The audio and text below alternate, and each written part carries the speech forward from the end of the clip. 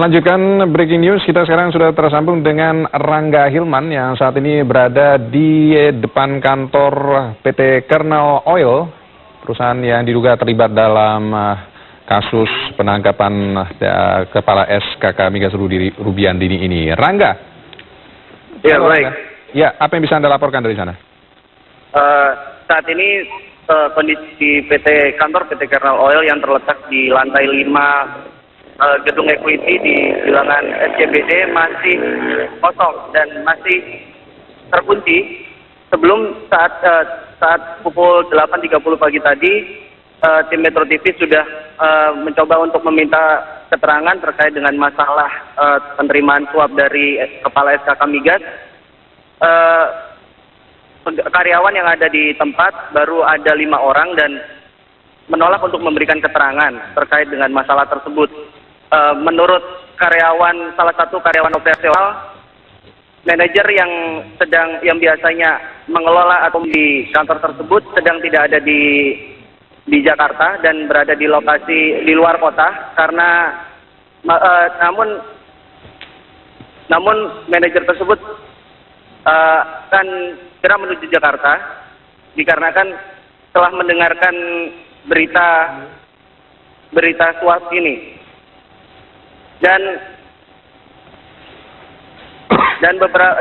karyawan tersebut juga menyatakan manajer atau direktur dari PT Kernel Jakarta ini sedang cuti dan tidak bisa dihubungi dan tidak mau memberikan nomor yang bisa dihubungi, bahkan nomor kantornya sendiri juga tidak mau diberikan untuk sebagai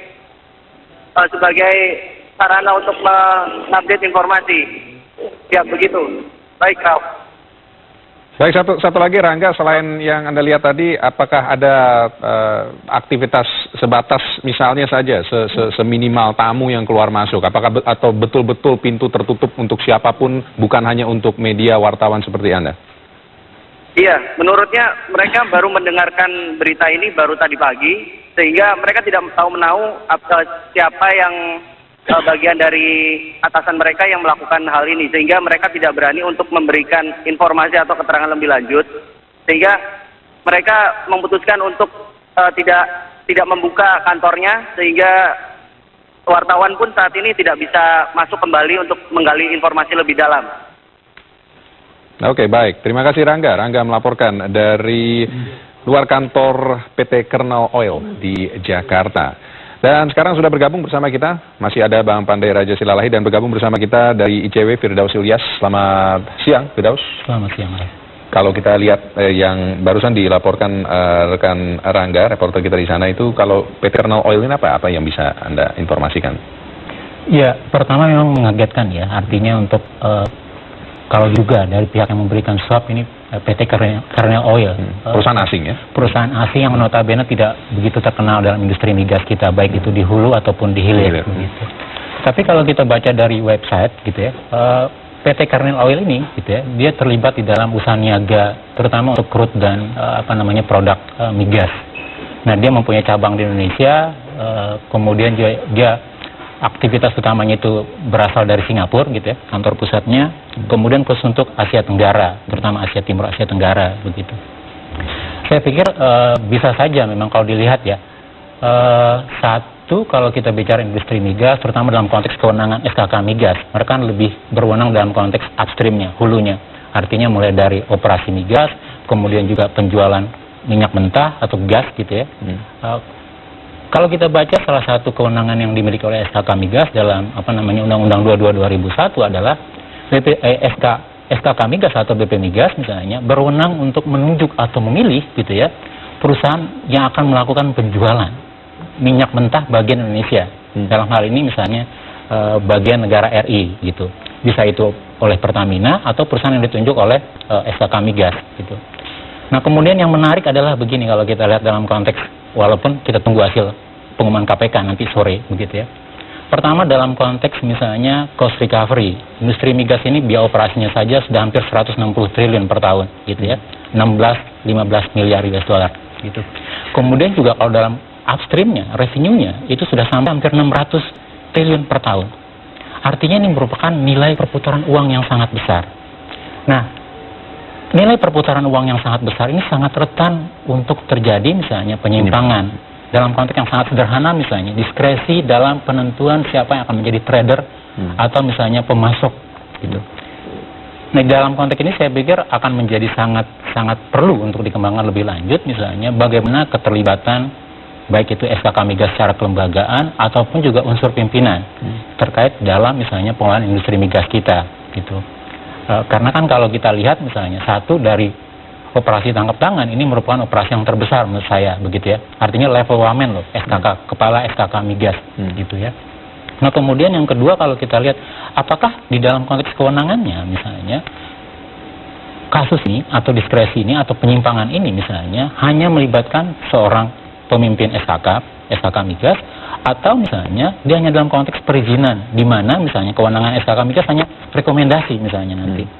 Artinya akan melibatkan kementerian yang terkait. Nah, mungkin yang akan menarik adalah bagaimana mengembangkan kasus ini lebih lanjut. Kemudian yang kedua menilik dampak dari misalnya potensi atau kerugian negara, gitu ya. Kita tidak bicara misalnya ada beberapa layer terutama untuk potensi kerugian negaranya. Artinya pertama potensi kerugian negara langsung.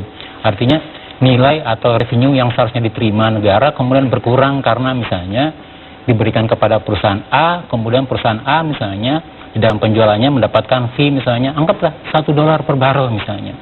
Kalau kita kalikan misalnya dalam sebulan sekian juta barrel, dalam setahun misalnya bagian negara misalnya bisa sampai puluhan juta barrel misalnya, kita akan dapat misalnya sekian loss-nya gitu. Nah, kemudian yang kedua kita bicara potensi kerugian di dalam konteks ketahanan energi misalnya. Artinya begini, kita kan dulu suka mengatakan ya, terutama misalnya bahwa dalam industri pengolahan migas kita gitu ya, kita menghasilkan sendiri misalnya produk baik itu minyak mentah atau gasnya, walaupun sekarang tidak cukup buat kebutuhan dalam negeri, kemudian kita ekspor. Nah, kemudian untuk kebutuhan dalam negeri kita impor lagi. Padahal minyak yang kita impor jangan-jangan juga blending atau minyak mentah kita sendiri gitu. Artinya ada besar jalur rente yang notabene gitu, yang harus dibuka lebih lanjut, yang berimplikasi kepada kerugian negara. Ini juga berarti yang selain KPK tadi yang sudah kurang lebih adalah statement-statement awalnya, tapi pernyataan resmi masih kita tunggu nanti sore. Yang juga kita nantikan adalah statement dari ESDM.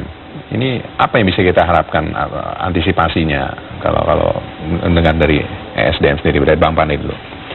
Kalau saya melihat mengharapkan ESDM sendiri mengambil alih tanggung jawab bahwa itu merupakan suatu kegagalan dari SDM untuk melakukan tugasnya dengan baik.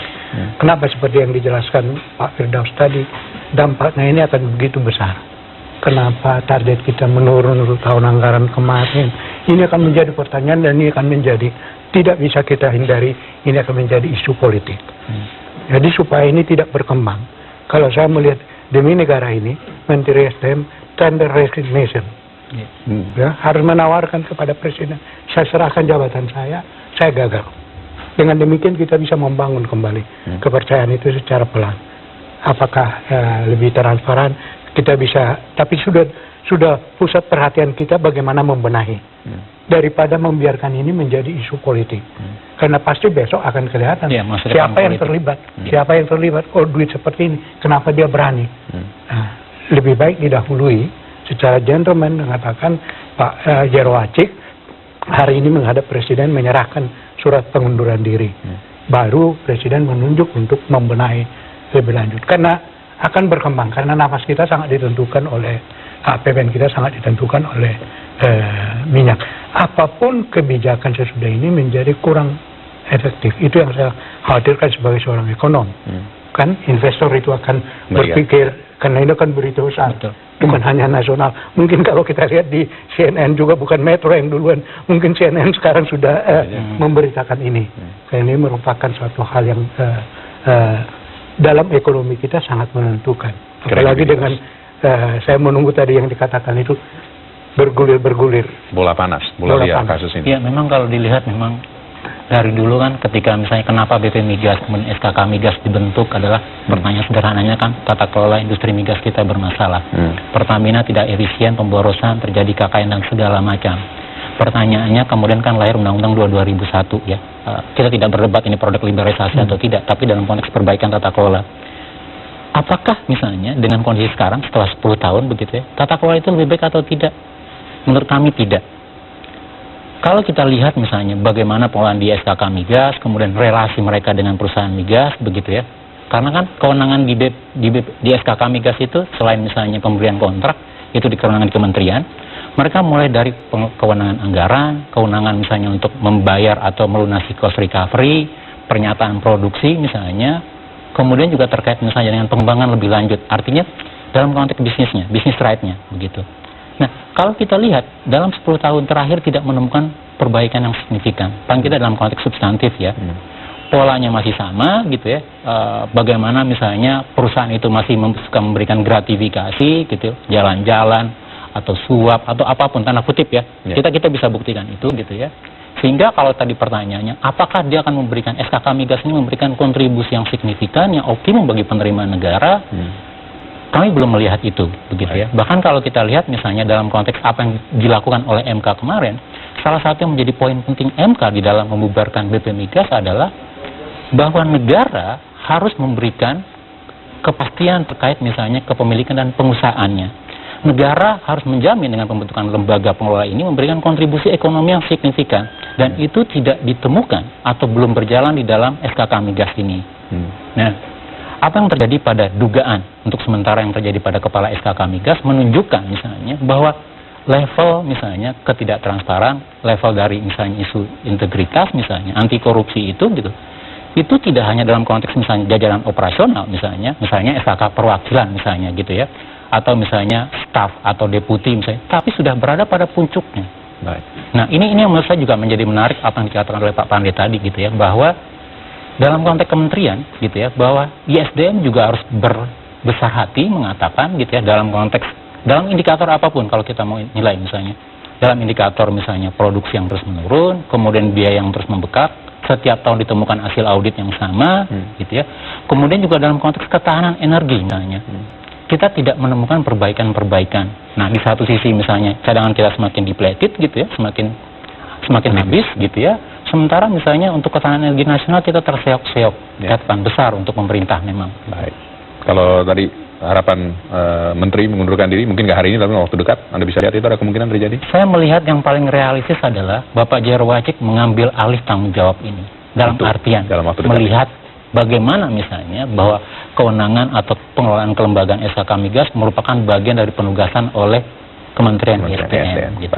Bahkan termasuk misalnya bagaimana tata kelola yang baik, fakta integritas, zona anti korupsi, kalau kita coba tanyakan ke mereka begitu ya, dia harus melakukan evaluasi, termasuk misalnya mengambil sikap secara gentleman mengatakan bahwa Bapak Menteri mungkin ya artinya ini sebagai sebuah presiden yang mengatakan bahwa saya tidak mampu mengelola industri yang penuh dengan tanda kutip ya, ada mafianya, ada rantai rentenya yang begitu besar gitu ya, ada permainan kekuatan politik juga. Jadi kalau kita bicara misalnya dari hampir 300 wilayah kerja migas, baik yang produksi ataupun juga masih eksplorasi, kita akan menemukan rantai-rantai rente di mana misalnya ini sudah dikuasai oleh kelompok anu gitu ya, ini oleh kelompok anu, niaganya oleh kelompok ini, penyedia ini oleh ini gitu ya, kemudian juga tradernya oleh ini gitu. Dan notabene ini yang menjadi misalnya menjadi persoalan di kita di dalam membongkar misalnya dugaan inefisiensi, penyimpangan ataupun juga korupsi di industri migas kita. Baik. Kita break dulu, kita akan lanjutkan perbincangan dan juga kita akan terus coba lihat apakah ada perkembangan terbaru dari sejumlah titik dari reporter-reporter kami yang bertugas di lapangan. Kami lanjutkan sesaat lagi.